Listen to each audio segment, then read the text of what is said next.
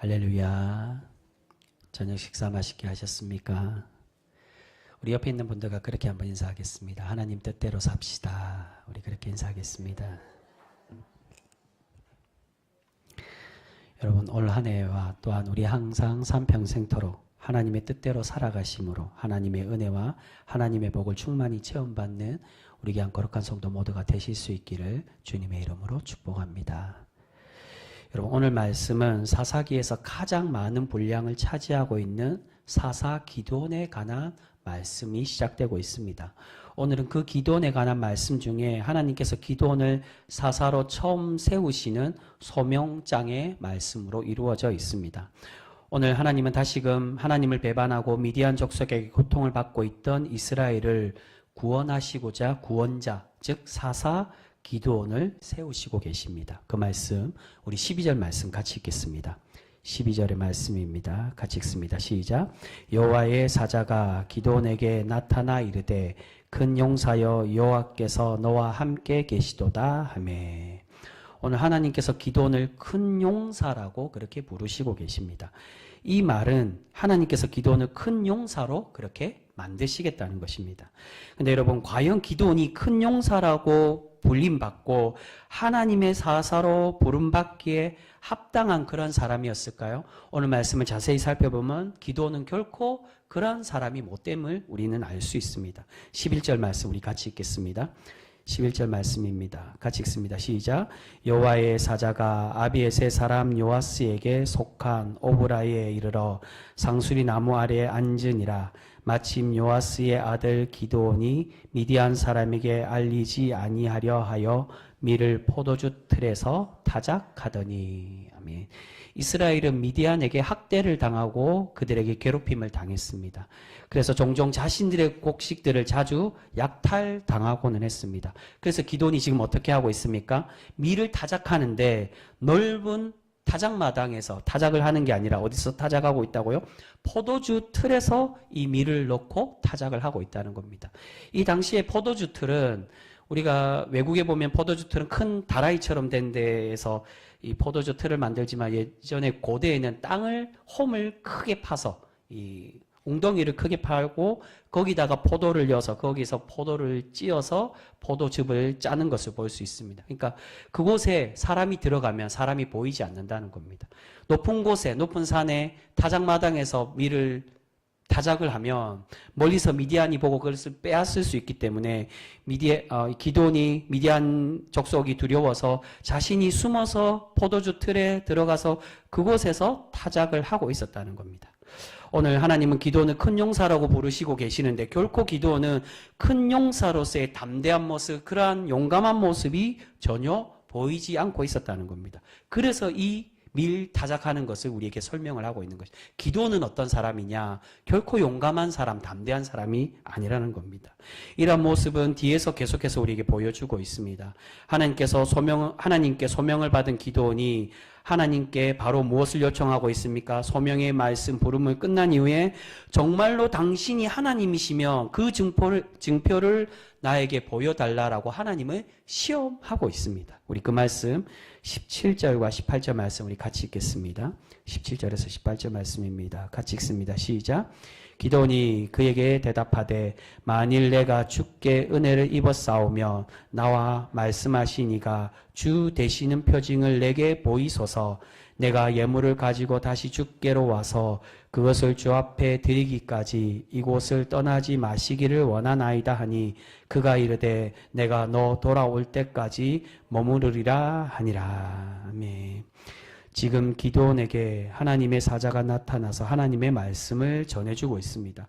구약에서 하나님의 사자는 때로는 하나님 자기 자신을 의미하기도 합니다. 또한 이 주석에 보면 하나님의 사자라고 표현하는 게 하나님과 함께 하나님의 섭리와 하나님의 계획을 함께 동참하신 분 누굽니까?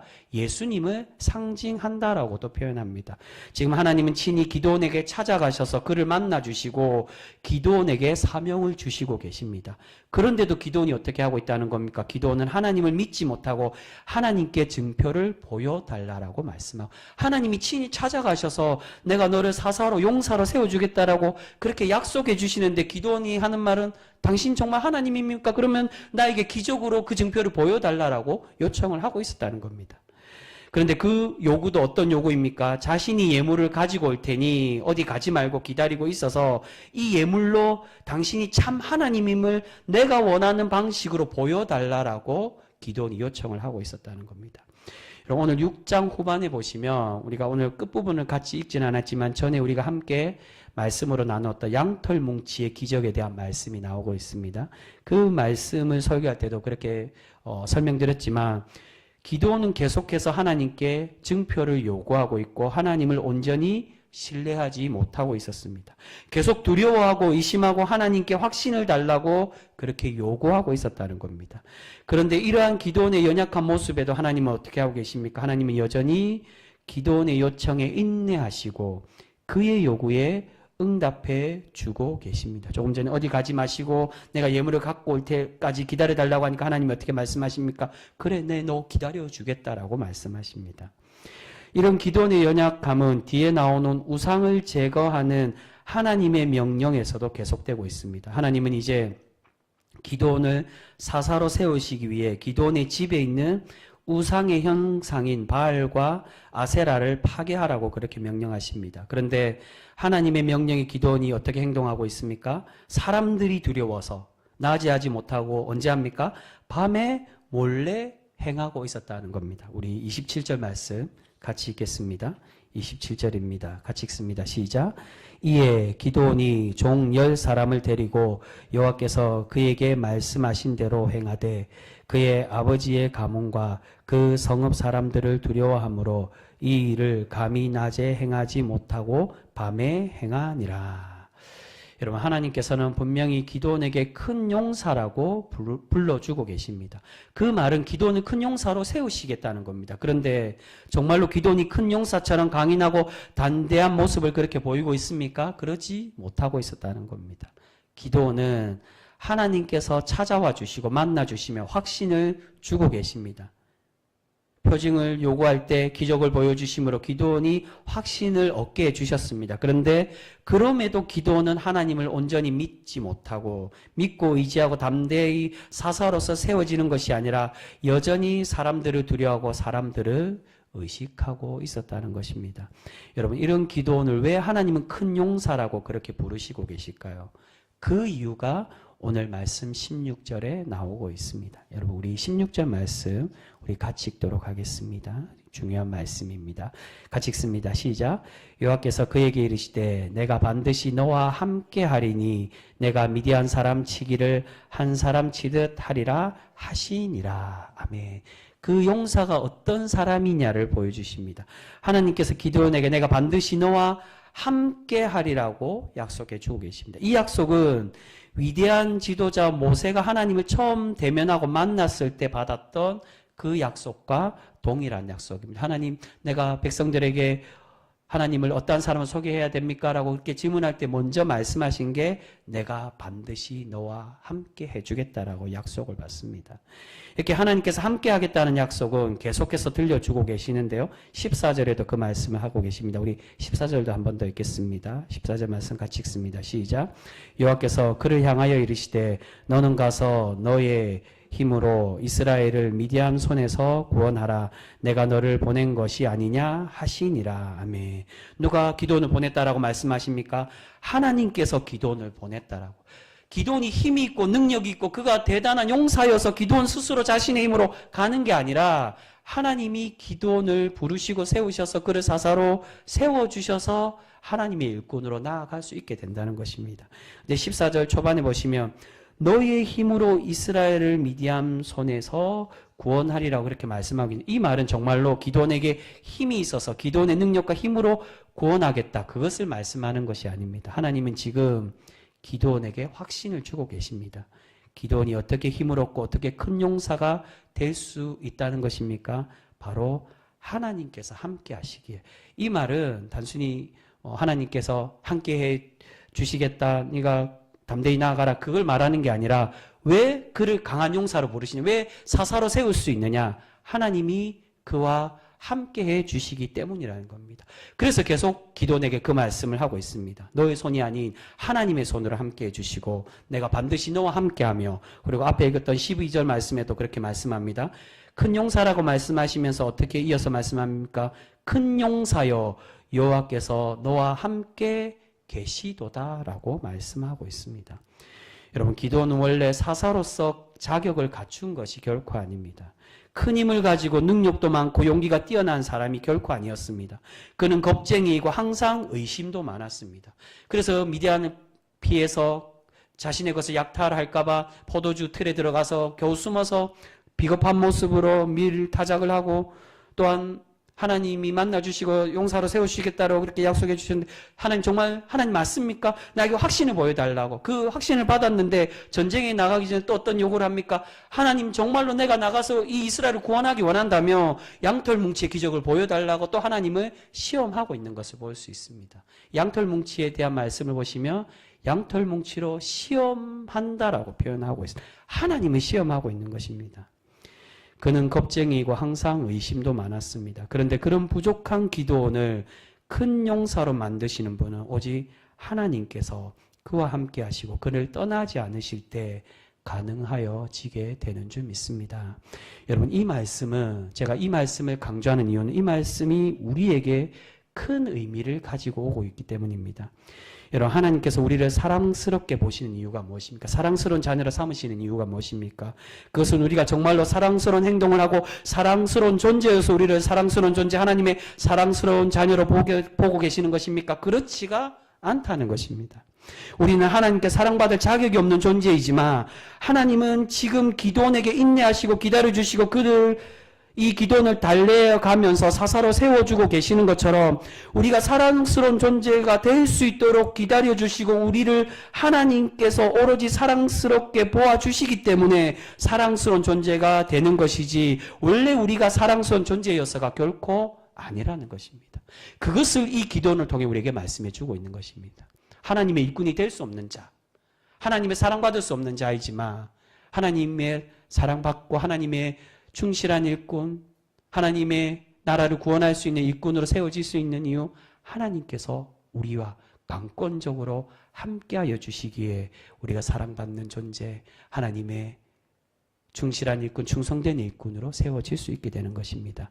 여러분, 13절을 보시면 기도는 처음 하나님을 만나서는 하나님을 원망하고 있습니다. 자신이 이렇게 초라하게 숨어서 밀을 타작하고 있는 것처럼 왜 우리를 버리시고 미디안에게 학대당하게 하느냐고 하나님께 따지며 묻고 있습니다. 그런데 여러분, 사실 우리가 아시겠지만 앞의 말씀 우리가 살펴보지는 않았지만 이 6장 초반에 어떤 이야기를 소개합니까? 왜 이스라엘이 미디안에게 괴롭힘을 당한다라고 소개합니까? 바로 이스라엘의 불순종과 하나님을 배반한 불신앙 때문이었다는 겁니다.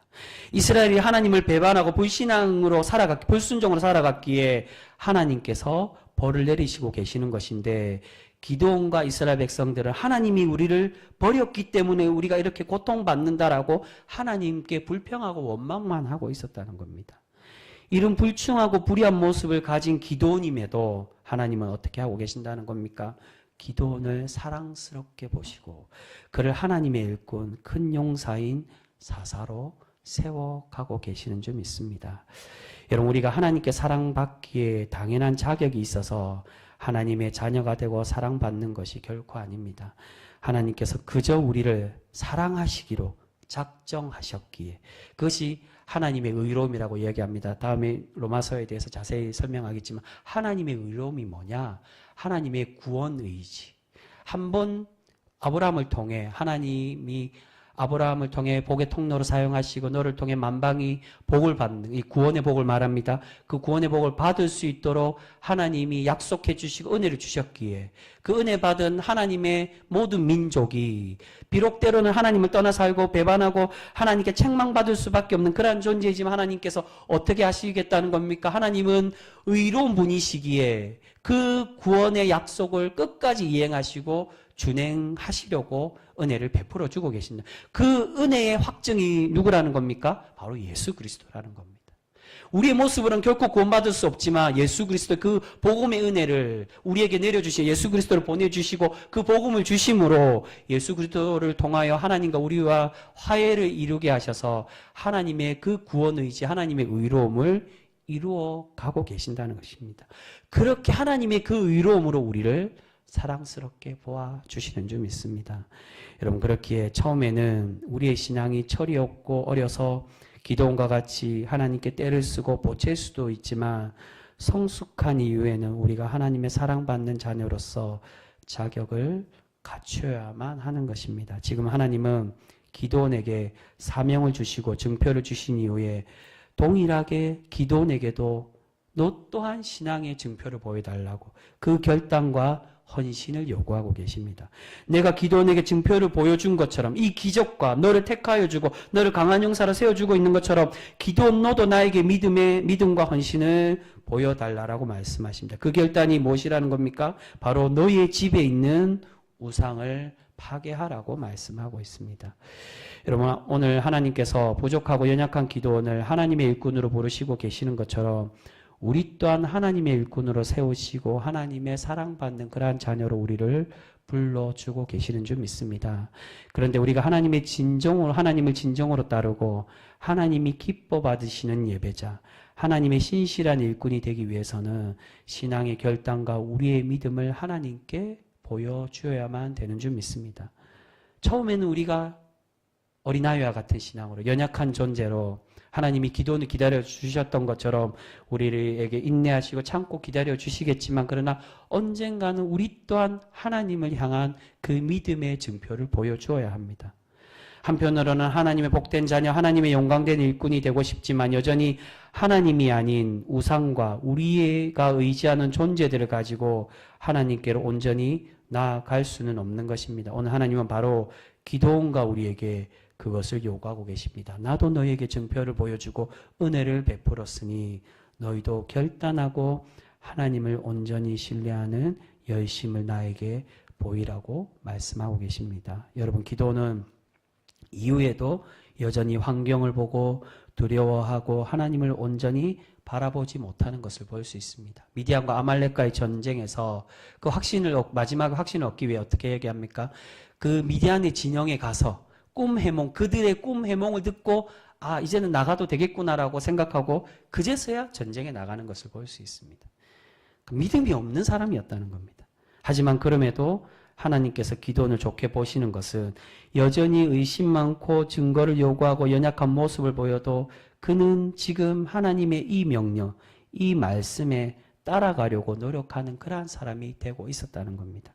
사람이 두려워서 우상을 제거하는 일을 밤에나 할 수밖에 없었지만 그럼에도 하나님의 명령에 순종하여 자신의 집에 있는 하나님과 우리 사이에 자신과의 사이에 갈라놓고 있는 그 우상을 제거하고 하나님을 향한 그 신앙의 열심을 보여주고 있습니다. 여러분, 바로 하나님은 우리에게 이러한 헌신과 결단을 원하고 계십니다. 완벽하지는 못하지만 기도원과 같이 우리가 완전하게 그렇게 하나님을 향한 그 신앙과 열심, 하나님을 향한 그 사랑의 모습을 다 보여줄 수는 없지만 그럼에도 하나님께 나아가려고 노력하고 하나님 말씀에 순종하려고 몸부림치는 그러한 신앙의 모습을 우리에게 원하고 계신다는 것입니다. 여러분, 사사기에서 사사라는 직분은 두 가지 측면을 보여주는 존재입니다. 사사는 이스라엘을 구원한 구원자이기에 누구를 상징한다고 말씀드렸습니까? 예수 그리스도를 상징하는 그러한 존재입니다. 하지만 뿐만이 아니라 지금 오늘 기도원과 대부분 사실은 사사들을 보면 다 그런 모습을 보입니다. 이 기도원뿐만이 아니라 사사들이 어떠한 모습을 보입니까? 구원자이면서도 연약하고 부족한 그러한 존재라는 겁니다.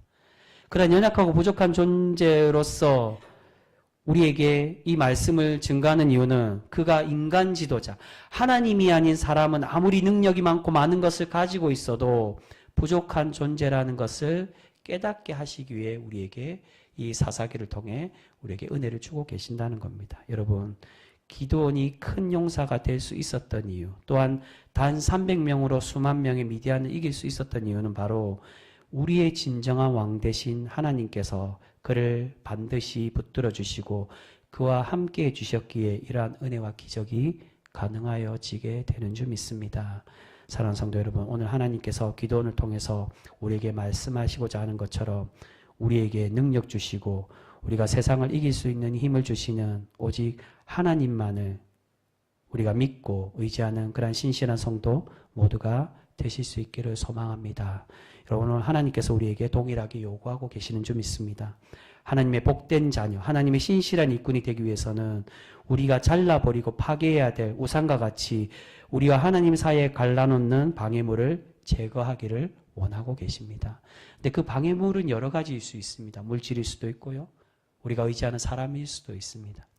우리가 의식하는 사람들, 기도원이 자신의 가족들과 동족들을 의식했던 것처럼 우리가 의식하고 의지하는 그러한 사람들, 그러한 것들 위에 방해물일 수도 있습니다. 여러분, 우리가 이제 하나님과 우리 사이를 갈라놓는 그러한 방해물을 제거하여 버리고 오직 하나님의 신실한 일꾼으로 온전히 세워져 가서 하나님께 칭찬받는 복된 성도 우리 모두가 되실 수 있기를 소망합니다.